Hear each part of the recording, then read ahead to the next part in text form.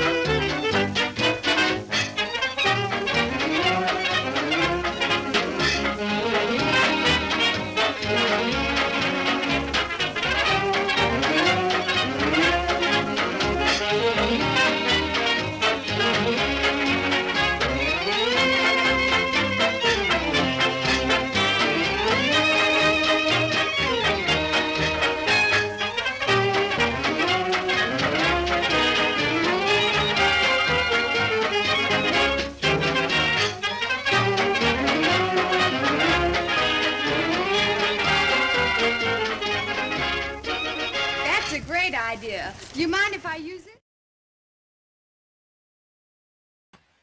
All right, gang. Welcome to Riser's Treasure Hunting Emporium's live stream. Yeah, gang, live stream. And believe it or not, we are road weary. That's right, gang. We just got back. And got back. You know what? Anyway, we'll get into this here in a little bit. But I tell you what, if anybody ever wants a challenge as far as operating an automobile, I say New Jersey Turnpike. Yes, gang. Yeah, I tell you. But we'll get into more than that in a little bit. We'll see who's here first. Oh, by the way, that comment in the chat is actually realistic, where the company has decided to stop making fruit stripe gum. Yes, gang, you can still find it on the eBay. That's right. I think we saw one package of it being sold for $80. Sold $80 for a package of fruit stripe gum. I don't know, but hey, there's more of it on there. Weird stuff. Anyway, gang, welcome. Hi, Deej, how are you? And nice video about the VDI on the German coins. And I tell you that I think I found a Prussian coin. I can't really tell you how many German coins. I know I have found a couple, but nothing really other than that. But anyway, nice video. Welcome. David Carlisle, hi. Dave's not here, man. Mike Malaman, hey, we were in your neck of the woods well, not quite your neck of the woods, but in the state. And hi, Mike. And there's Mark the Boat Hoister. Hi. Welcome. And Sandy Reeser, right? I don't know. Welcome. Hi. And she had to put up with me in the car for hours and hours. I don't know.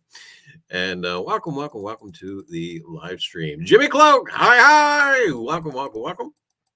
And I tell you, road weary. And you know what's weird, right? We went to Connecticut and to Westchester County, New York, and P&B Crafts. Hi, welcome. Almost threw me off, but I got it. Hi there, Polly. How are you? And welcome. And but yeah, we went to Connecticut and to Westchester County, New York, and we're going to get into that a little bit. We left here. We thought that if we drove during the evening hours, that we would not hit any kind of traffic. Wrong. And anyway, I tell you what, we're heading north. We're heading towards Connecticut first, and heading north on the Jersey Turnpike, getting in close proximity to New York. Why the turnpike just became a parking lot. Okay, I got this. So we'll shoot over to the Parkway. And no, that was a dead crawl too. But I don't know. So anyway, so we managed to get over to Connecticut. Well, first we went up to New York, then we shot across. It's not called the Tappan Zee Bridge anymore. Somebody needs to notify Siri. But anyway, who is it? The Governor Mario Cuomo Bridge. And couldn't they find somebody better to? I don't know. But anyway, so I shot across the bridge. Really had no traffic in Connecticut whatsoever. And we stayed over at one of the newer hotel establishment, Even. I believe it's called Even. Not the night we were there. We could have renamed it Odds. But anyway, so we stayed at Even, and it's actually a nice hotel. And it's, I think they tried to do the modern thing just a little too much, you know. But anyway, so we stayed there. But we're going to get into our little bit of a spiel here and Super Bowl. Anyway, yeah, Super Bowl's tonight, believe it or not. And that was one thing that we wanted to make sure we were home before all the crazies got out. And who knows? But anyway, hi, Will. And but anyway, here let's take a look at this. This was our first stop, and oh, is it not going to do it? It's going to do it. I just have to find it again. But you're not seeing that. I'm seeing that. Let's try it again. Present, share screen. And it's not doing it. Window. Well, now, wait a minute. How about we do the entire screen? Can we do the entire screen? We'll try.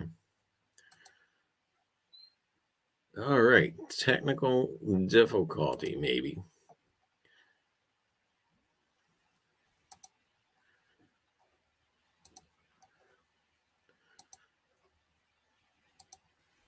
No, I think we did it. Hey, how about that? But anyway, gang, our first stop. And we needed the odd hotel, I tell you. And but anyway, gang, I'm just going to say to what something trash bags would be nice. Yes, instead of just having a bare can. I don't know. That could be a whole lot of mess. But anyway, gang, our first stop, cemeteries. Yes, that's right, gang. We stopped at Monroe, Connecticut, and which really Monroe, Connecticut. I think there's like several little towns there, typical New England type town. There we stopped at the Stepney Cemetery, where Lorraine and Ed Warren is buried, and that's right, gang, the Conjuring movie fame. And if you guys don't know who Ed and Lorraine Warren are, we'll try and get you on that just a little bit of stuff here. And why is that just not working? Very improv tonight. But so do you mean to tell me? Oh, no, I can just switch down. Boink. We're going to cheat a little bit and use a little bit of Wikipedia. Ed Warren Minnie and Lorraine Rita Warren, maiden name was Moran, by the way, were American paranormal investigators and authors associated with prominent cases of alleged hauntings. Edward was a self-taught and self-professed demonologist, author, and lecturer. Lorraine professed to be clairvoyant and a light trance medium who worked closely with her husband. In 1952, the Warrens founded the New England Society for Psychic Research, the oldest ghost hunting group in New England. They authored many books about the paranormal activity. They claim to have investigated well over 10,000 cases during their career. The Warrens were among the first investigators in the Amityville haunting. According to the Warrens, the official website of the NESPR, and also the Vivid Glam magazine and other several sources, the NESPR uses a variety of individuals, including medical doctors, researchers, police officers, nurses, college students, and members of the clergy in its investigations. Stories of ghost hauntings popularized by the Warrens have been adapted as or have indirectly inspired dozens of films, television series, and documentaries, including several films in the Amityville horror series and the films in the Conjuring universe. Skeptics Perry DeAngelis and Stephen Novella investigated the Warrens' evidence and described it as blarney. Skeptical investigators Joe Nickel and Benjamin Bradford concluded that the better-known hauntings, Amityville and the Snedeker family haunting, did not happen and had been invented. Well, there you have it, folks. There is a little bit about Ed and Lorraine Warren. And actually, I was sending some photos around to a couple of friends of their things just to see what they would say. They actually asked my opinion, whether or not I thought they were genuine or not. And I really don't have an educated opinion. The more I see interviews with Lorraine Warren, I don't know, but I just kind of how to put it. The world is a critic, and really, I don't know. But I will be reading more up into it and reading about them. And I tell you what, there was actually one interview that really impressed me a lot with Lorraine Warren. And it had to do anything with ghosts at all, but it just basically it was how she had met Ed and how they eventually got married and et cetera. And I thought it was just highly fascinating. But anyway, there you have it. There was that bit. That's right. Connecticut, then all in the same day. You know, it's weird. I never realized in what proximity Monroe, Connecticut, and how close that really is to the border of New York. But on one day, we made it over to, I'm not going to be able to say it, Kenesico. Basically, there near Hawthorne, New York. And and just something that kind of caught my brain real quick. Real quick, before we leave that, this stone was just a couple of stones down from where Ed and Lorraine were buried. It's Bruce B. Waller, June 6, 1957, died August 8th, 1973, a young guy. At the bottom of the stone, it just kind of caught me. It says, August 18th, the police sergeant said, we found a body. Now, only in my precursory glance across the interwebs, I haven't found anything yet, but I'm kind of really curious to find out more. What exactly is referenced at the bottom of this stone? Whether it was a murder or a suicide or an accident, I don't know yet. But I just thought it was a curious thing to put on somebody's gravestone. But anyway, we'll probably wind up looking into it at some point. But anyway, gang, we moved on over back to New York, and they're in Westchester County, Kensico. How's that? Is that better? I don't know. But and they're Hawthorne, Mount Pleasant area, New York. Now, the one thing that I will have to express, years and years and years ago, we traveled by train on Metro North through this area. And the thing that struck us the most is just how large this cemetery is. I bet you I put 100 miles on the car inside this cemetery, just driving around, checking out stones, stuff that you're going to be seeing here shortly. But without exaggeration, I bet you I put 100 miles on the car and never left the cemetery or cemeteries. There's actually a couple of them there together. But I can remember about a decade ago going past it on train, and it just seemed like it went on forever. And no different in a car. It's quite expansive. And we'll get onto this real quick. So this morning, before we left the hotel there in this area, they had a news flash on the on the screen that said that there was a shooting, or they had reports of gunshots at the Kensico Cemetery. So as we were sitting there eating breakfast, I wasn't sure if I read it right So through modern technology on my phone, I started Googling the news. And sure enough, apparently approximately 20 shots had rung out in Kensico Cemetery right around the time that we were in there. I think we were actually in the cemetery next to it. And the police were there. The police were stopping people and were searching cars. They had a limousine, even actually, believe it or not, stopped. And guys, that had something to do with it. I don't know. I really didn't get that far into it. They were still investigating. But in about a week or so, I'm going to try pulling it up again just to see exactly what happened. But this is just maybe it gives you an idea of how big it was. Now, the reports of the gunfire happened at 4 o'clock in the afternoon.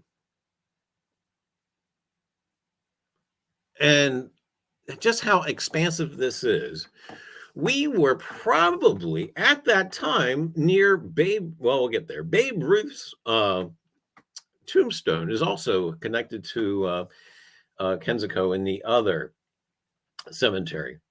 So we're probably right around that time frame that we were somewhere's there, but never heard it, just because that's how large this area was going on. And Sandy's, oh yeah, I see there was a few funerals going on there while we were, they were rolling them out. Now imagine this is in proximity to New York City. I bet you, without exaggeration, at least they were having one funeral every 20 to 30 minutes. And of course, the hearse and et cetera, and the mourners would leave the funeral home / old train station, and wheeled their way throughout the hills and whatnot of the cemetery. It was something to see. Just kind of puts everything in perspective, just how vast New York City is, and just how many deaths and burials and et cetera happen. And it was a neat thing. But anyway, gang, what you're looking at now is the actual memorial bench of Danny Kaye. And Danny Kaye, comedian and vaudevillian of the 1930s, 40s, 50s, had his own TV show in the 60s. And his wife, Sylvia Fine, is also buried here somewhere near the bench. Now, Danny Kaye was cremated and his ashes were scattered right here. But anyway, I thought that was kind of neat.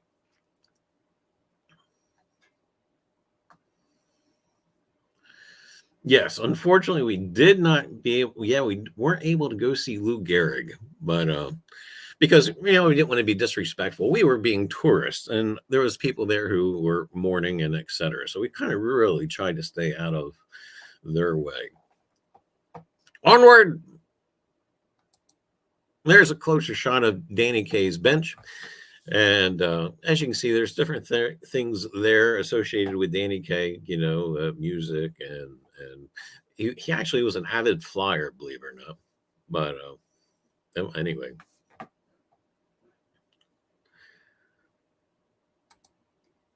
That guy, Arthur Flugenheimer. That's right. Or better off note, or better, I don't know about better. We'll say otherwise, or also known as, AKA Dutch Schultz. And his grave marker here was actually easier to find than his treasure. And a couple of things about this really got me thinking. Dutch Schultz. Now, as you can see there, he died when he was 34 years old. Of course, he was killed, and he was actually executed. We'll say executed by fellow mobsters and gangsters and etc. But also, too, I thought it was weird that his wife seemed like, I had to kind of catch on that too a little bit. Who's buried next to him? This Martha Geis wasn't really his wife after all. She was a common law wife, and it seems that Dutch Schultz actually already had a wife. And but anyway, we won't go too far into that. But I just find it so amazing that we kind of, we get involved in these histories of people. And as we were there, you can see it's kind of on a slight slope. And one of the things that was really kind of thinking, Hollywood had kind of poisoned my brain a little bit of what this guy's funeral would have been like. In my mind, I was thinking, oh, there was probably Rolls Royces and limousines and all that kind of stuff. The funeral itself probably was going to have throngs and throngs of people. And so it's really kind of, later that night, I kind of got into it just a little bit, just to kind of, just to see what maybe his funeral was like. And it was nothing like I had envisioned, because his funeral, hopefully you can see it on your screen there, had about only 5 people.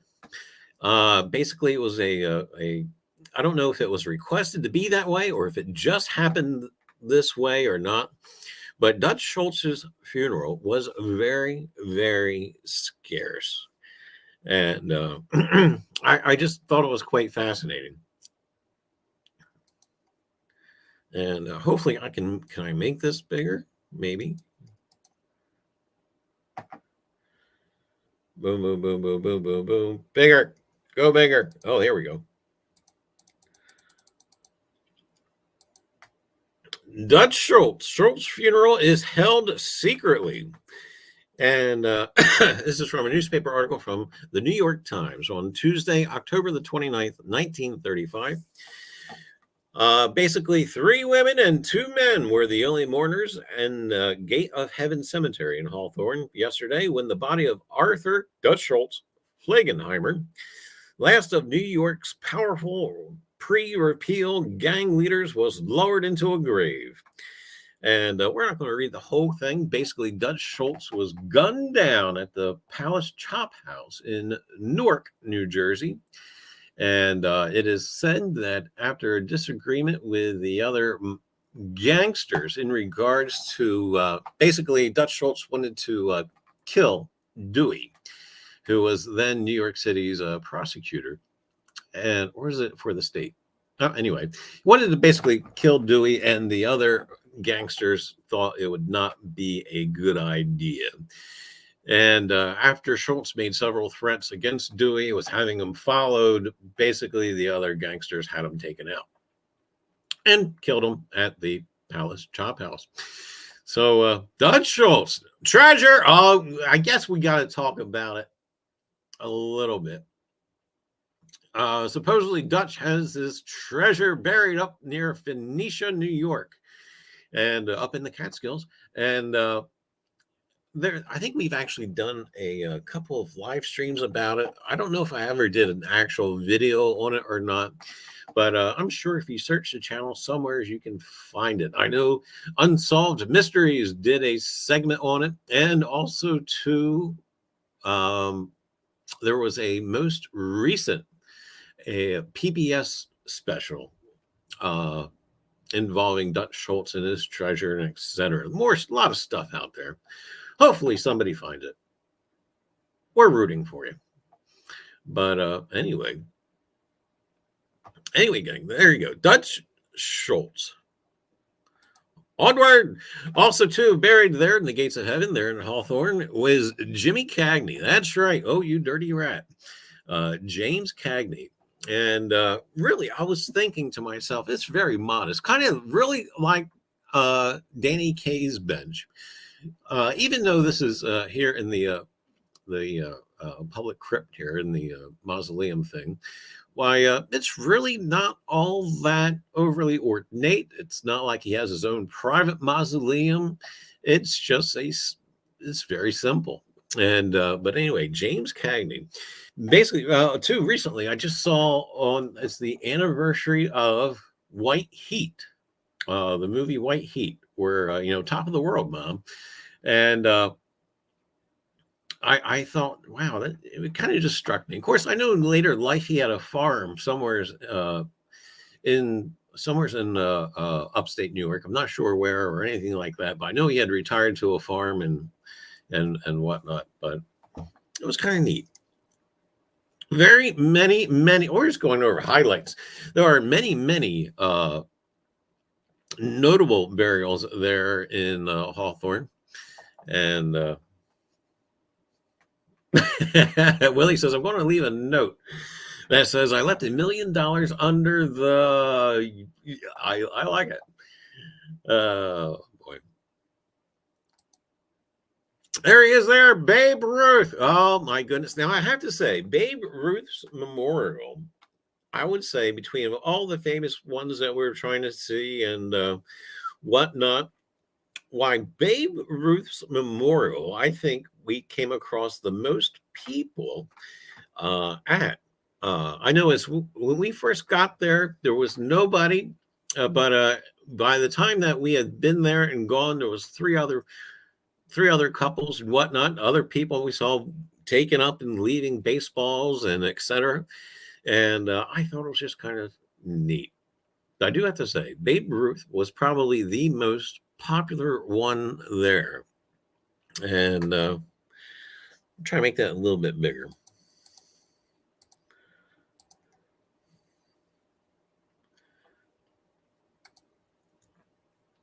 But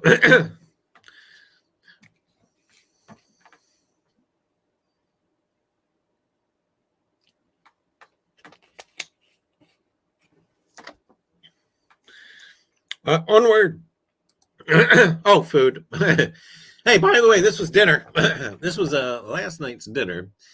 And we had dinner actually in my old college town in Briarcliff Manor, New York. And the first place we went to was overly packed. It was like a beer garden type of thing. And there was just absolutely nowheres to, there just wasn't even parking available, let alone people area. Yeah, so we had to find something else. And we drove all over Westchester County looking for some place to dine. And we went past Sleepy Hollow Cemetery, of course, and went past Tarrytown, went through Ossining, and kind of semi-accidentally went past Sing Sing Prison, where the term being sent up the river comes from. But yeah, what is it with mobsters yesterday? But anyway, gangsters, criminals. Anyway, so yeah, we drove by Sing Sing Prison, and hopefully we didn't drive across. There's so many roads that weave in and out of there. I think we may have even cut across their parking lot at one point, but they didn't see the mines. Well, I guess not. I don't know. The car didn't get shot at or anything. So, but eventually we went through Ossining and wound up back at Briarcliff Manor, small little quaint little town, and found a place called Orfino's or Orfina's, and nice little Italian place there in the small little burg. And anyway, that's what Sandy had. I went for the chicken parm, and you can't go wrong with that. Is this like what I did my summer vacation? I don't know. And that's right, everybody. Come over to the Risers, and we'll get out the Brownie camera and the film and the projector, and we'll see what we did. But anyway, gang, that was yummy.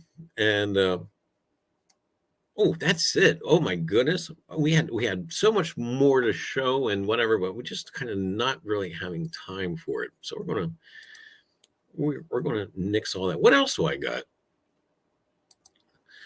But also, too, we saw the gravesite of Fred Allen and Tommy Dorsey. It was also buried there in Hawthorne. Tommy Dorsey, the band leader. And I tell you. So, yeah, it was quite a action-packed.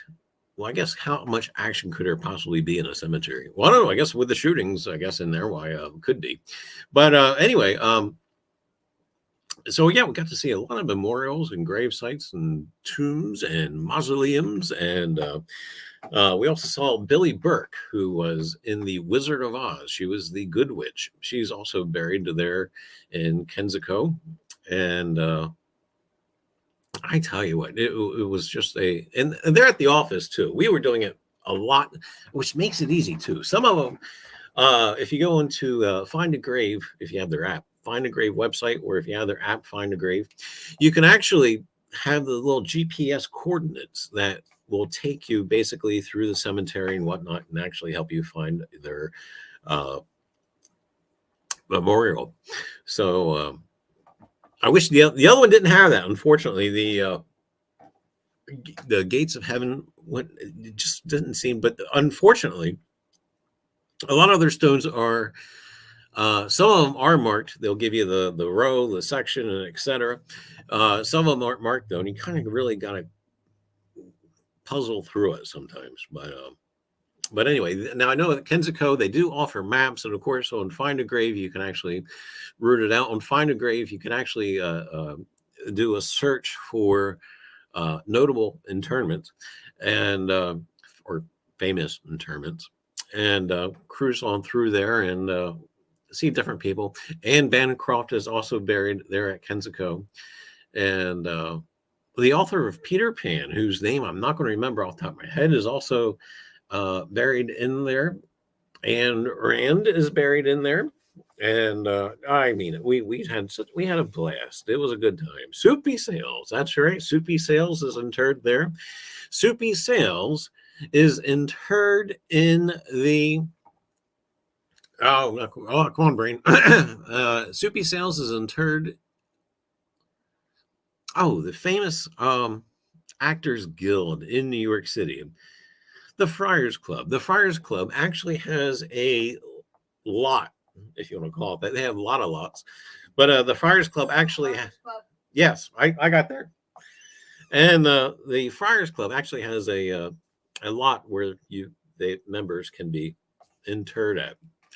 I didn't really pick out anybody other than Soupy Sales that names really jumped out at me. There was a couple of vaudevillians in there who I semi-recognized their names, but I didn't really get it. Billy was in Topper as well. One of the Topper is one of my favorite movies of all time. I don't know why. Maybe it's the ghost thing. I don't know. But anyway, so yeah, brilliant time. And if you're ever in the area, check it out. It's actually quite nice. And that's it. I think I'm going to retire and go work for the Kensico Cemetery. No, I don't think so. That's a little far to commute. But I tell you, road weary. Oh yeah, gang. But a good time. I'm trying to think if there was anybody else I missed. I think I mentioned Anne Bancroft. Of course, I don't have her pictures ready or anything like that. But golly, I think I'm missing somebody in the sports world that was buried in there, and I just can't remember off the top of my head. After a while, it all was kind of towards the end of the day, it was kind of bleeding in together because we saw so many. Oh my goodness, Mrs. Houdini, Bess Houdini is not buried with her husband. Bess Houdini is actually buried there at Gates of Heaven. And for whatever reason, she is not buried with her husband. Her husband is buried over in Queens. And I've always wanted to go see Houdini's gravesite. However, and a big however is looking on the map where that cemetery is. And I have read a couple of, we'll say, not so complimentary things about that neighborhood, and I think that's really what's kind of making me a little hesitant is yeah, I just don't want to be in, I don't want to be in that kind of a mess. And also too, they keep having vandalism in that cemetery, and I don't know. Perhaps someday, maybe we'll get a gang together, a group to go see Houdini's gravesite. My thought process was to see Houdini. Well, not see him, but his gravesite. There it would be to do a couple of things, right? First, it would be to initially go see Houdini's gravesite. Apparently, there's also a statue of him there. Not so much a statue as just a bust. And what's funny is that bust gets stolen every so often and then recovered and stolen again and etc. But anyway, go see Houdini's gravesite. And then on God, how can I remember that? But anyway, on 36th Street in New York City in Manhattan, there's actually a free Houdini museum. Yes, right, gang. Actually, something free in New York City. But I believe it's 36th and 7th, if I'm not correct. Well, actually, you know what it is? It's a block over from Penn Station. And what's weird is, at first you think you're just I've been there once before, years ago, and you think you're in the wrong place because you go through a set of doors, you go down a narrow corridor, and there's a couple of twists and turns in this corridor. Then you go all the way to the end, and there's basically a small elevator. Now, this elevator is barely big enough for two people. So you're all the while in the back of your mind going, is this still a thing? Anyway, so you ride the elevator up. And again, it's almost the same pattern in reverse. Narrow hallway, back, over, and almost down the length of the building. And then sure enough, boom, it opens up and there's this Houdini museum. It has a museum / gift shop and magic shop. And they had some Houdini relics in there. They had some straight jackets, cuffs, and bits and pieces of his showmanship that he used during the vaudeville days.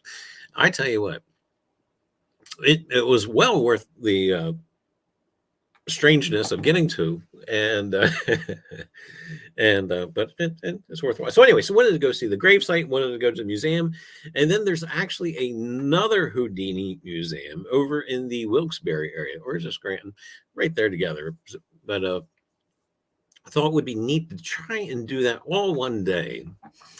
But anyway, Houdini. And Houdini won't be there. He escaped his grave. No keeping him down. And one of the things that we were talking about when we were looking at Bess Houdini's grave was basically how after Houdini himself died, how she had these seances yearly on Halloween to try and contact Harry Houdini. And unfortunately, it does not seem like that ever panned out, because Bess Houdini had a secret word that Harry was going to communicate with her to authenticate the contact. And but anyway, that was that. But yeah, I tell you what, a lot of notable folks buried in Kensico and whatnot. And ever have the chance, Hawthorne, New York, do check it out.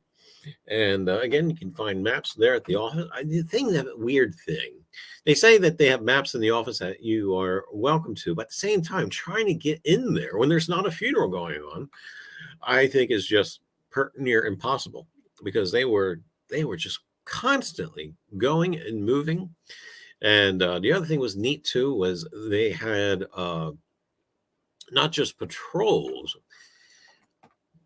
how we call it, I don't know if they were patrolling or they were security, but they were all over the cemetery. And of course, as unfortunate, I guess we have to talk about that for a second, but anyway, as unfortunate as it is, body stealing, body snatching is still a thing, and was a thing forever. After all, how many different attempts was made on Abraham Lincoln's body, and they were going to steal it and hold it for ransom and etc. But anyway, but yeah, I guess when you're quite notable, and I guess even in death, your body can be worth something.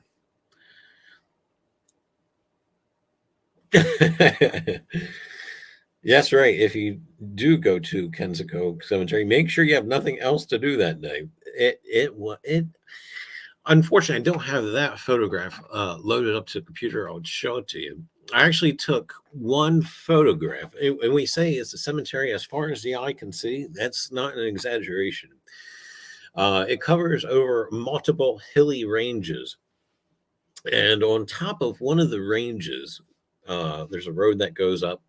Actually, I think that was the range where Billy Burke and the bells were, Bell Telephone fame, you can actually see across the valley and up several more hills of cemetery. And it was just amazing how big and how large that was.